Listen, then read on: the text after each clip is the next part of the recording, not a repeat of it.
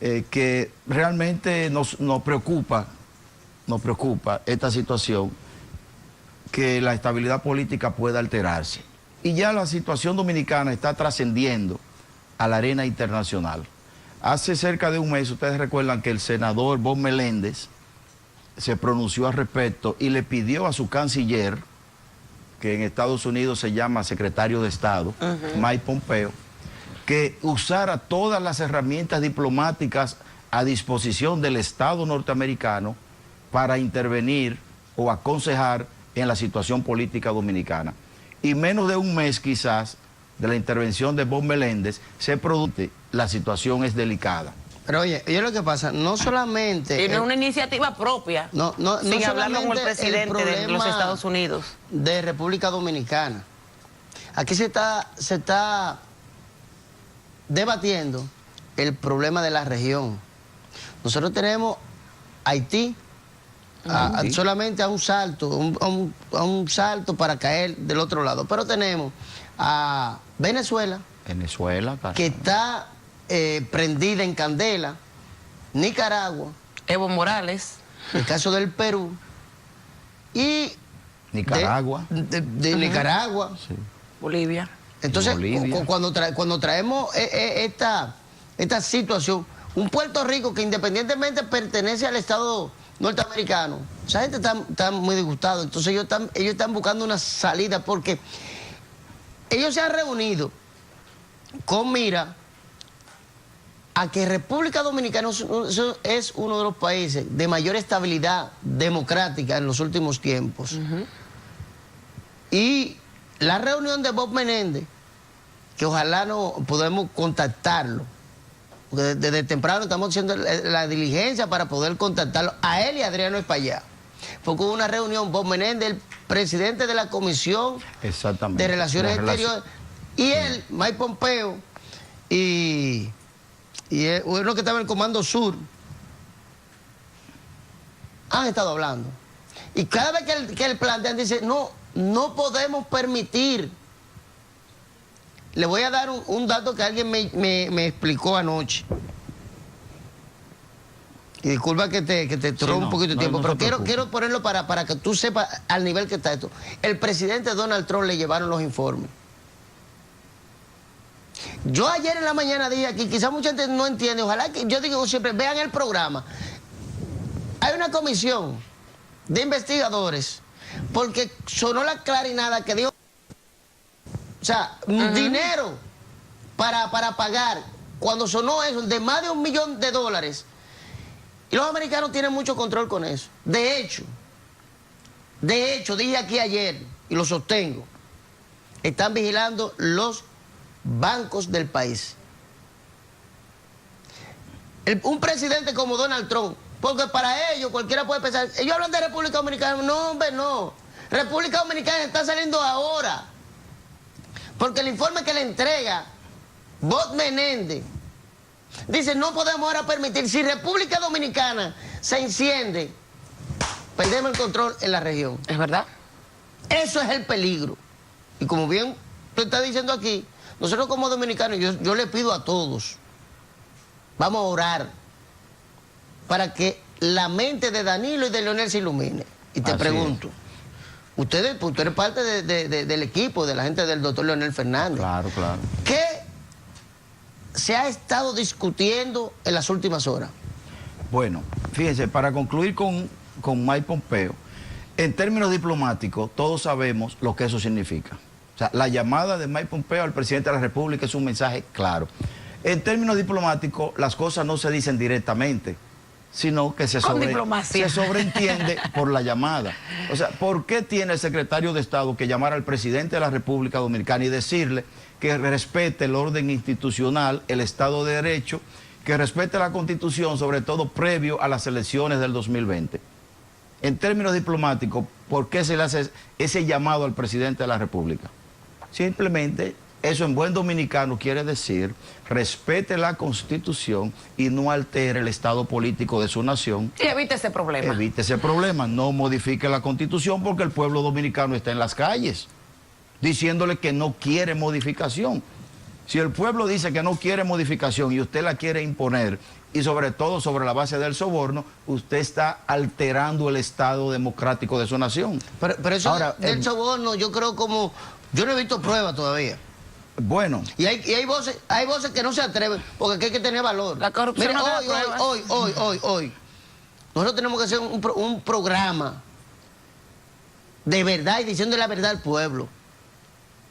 Fidel Santana, que ha sido uno de los abanderados de decir que hay corrupción, una vez dijo 40, una vez dijo 30, que diga a quién sí. han llevado. Porque esto es una cuestión de irresponsabilidad. Fíjense, exacto. La corrupción, en ese término, generalmente se hace por medios que cualquiera no puede tener acceso a la prueba.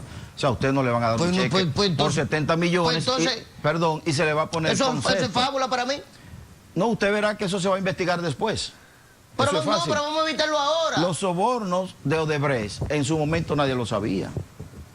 Pocos años después ya están saliendo las pruebas.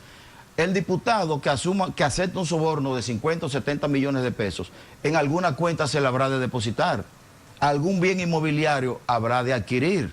Él, su esposa o vinculados o relacionados. Y eso en poco tiempo se va a investigar. Entonces, además de que quien soborna generalmente lo comenta y lo dice. Es decir, que en este momento usted puede decir, ¿dónde están las pruebas? Pero quizá ahora no aparezcan. Pero mañana cuando un diputado que aparezca con un apartamento en Miami, que aparezca con 3 apartamentos no lo va a comprar. En una torre de lujo. Óigame, en Santo Domingo, ya no lo van a comprar ni en Miami ni en New York. Cuando aparezca con bienes, porque resulta que el dinero usted lo va a invertir. A todo el que se soborna para algo, lo invierte.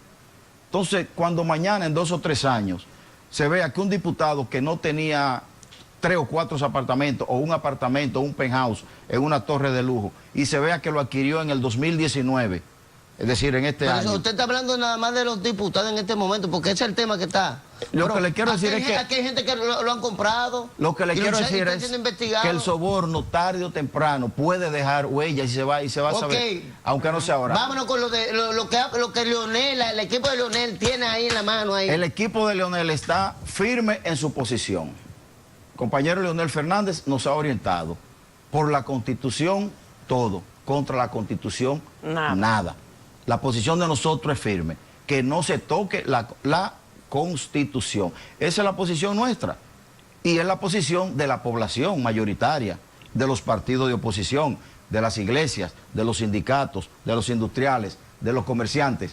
Ahora mismo no hay un sector social organizado en la sociedad dominicana que esté demandando la modificación a la Constitución. La Constitución es una necesidad exclusiva del presidente de la República y de 4 o 5 funcionarios del gobierno. O sea, incluso la reforma constitucional, si usted lee la Constitución, dice que para modificar la Constitución se requiere una ley que declare la necesidad de la reforma. Pero hay algo que muchas personas no observan. La ley que declara la necesidad de la reforma es inobservable por el Poder Ejecutivo. ¿Usted sabe lo que quiere decir eso? Que el presidente no la puede observar. ¿Y usted sabe por qué? Porque cuando se va a modificar la Constitución se supone que es una necesidad social de los gobernados, del pueblo soberano, y se le impide al presidente, que puede observar cualquiera otra de las leyes, menos la que declara la necesidad de la reforma. ¿Por qué? ¿Y el referéndum? Entonces aquí resulta... ¿No dice la Constitución? Se puede hacer un referendo, pero no se ha hecho. ¿De quién es la necesidad para reformar la Constitución? La población la está demandando en las calles. Antes de ayer hubo una reunión, los miembros de FEDOMO, con relación a... Y es un tema que realmente se había discutido, y es que las elecciones de los ayuntamientos, la parte municipal, deben unificarla con la presidencial. Sí, yo escuché el planteamiento. Entonces, ese planteamiento, sin querer uno decir que pudiera hacer eso, tiene lógica. Ahora, la lógica es que la gente tiene el miedo ahora por la campaña que se ha hecho en contra de una modificación porque temen que se meta eliminar el transitorio y que se habilite al presidente. Eso es lo que hay el problema ahora mismo. Sí, fíjense, eso se había dicho hace mucho tiempo, que se iba a aprovechar la modificación constitucional para habilitar al presidente Danilo Medina, pero era sobre la base de que era entre ellas para unificar las elecciones. Fedomo, de manera extraña, digo yo, aprovechó el último momento del decreto emitido.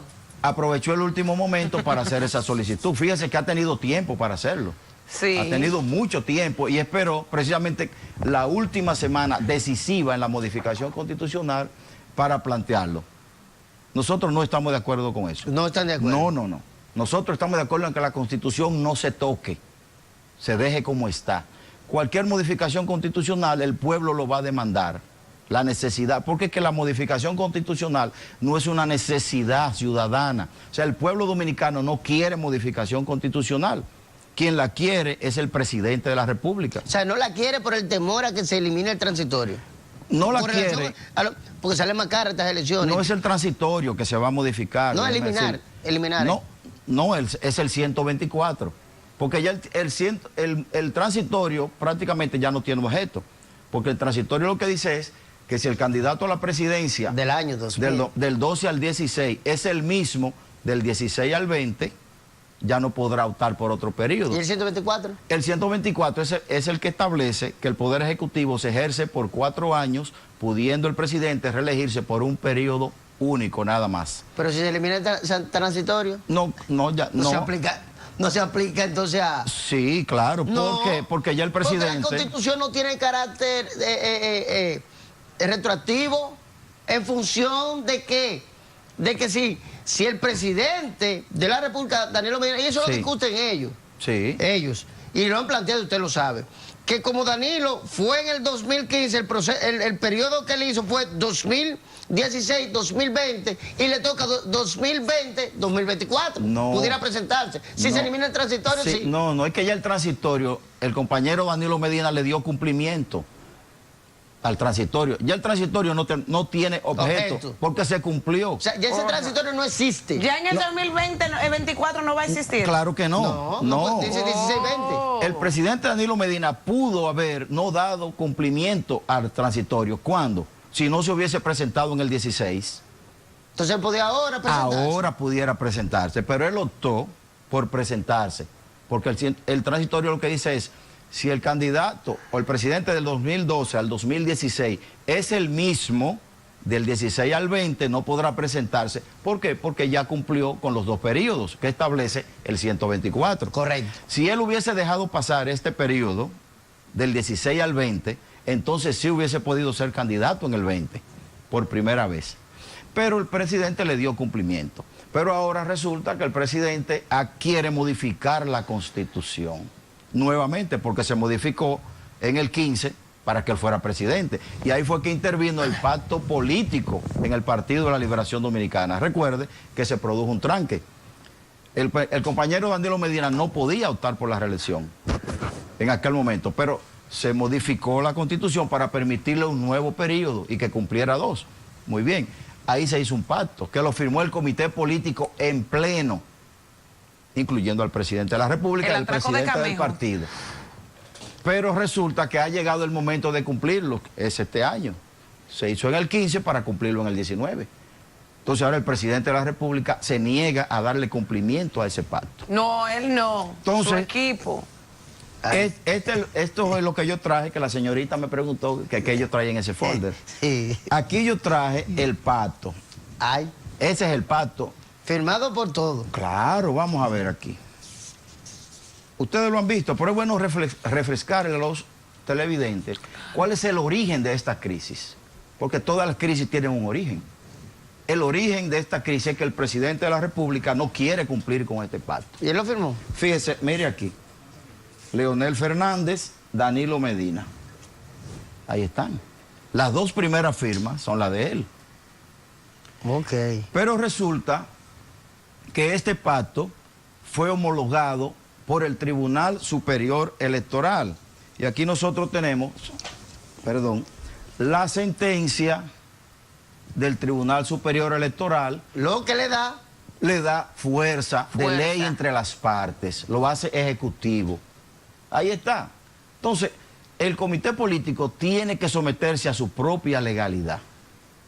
Ya el comité político decidió cuál es su línea en materia constitucional y congresual y está establecida en este Pero pacto. el comité político se reunió el martes y en una rueda de prensa. Una rueda de prensa, pero ellos se reunieron ahí. El comité político... 22. El comité político... Un golpe de Estado, Leonel, no, fue.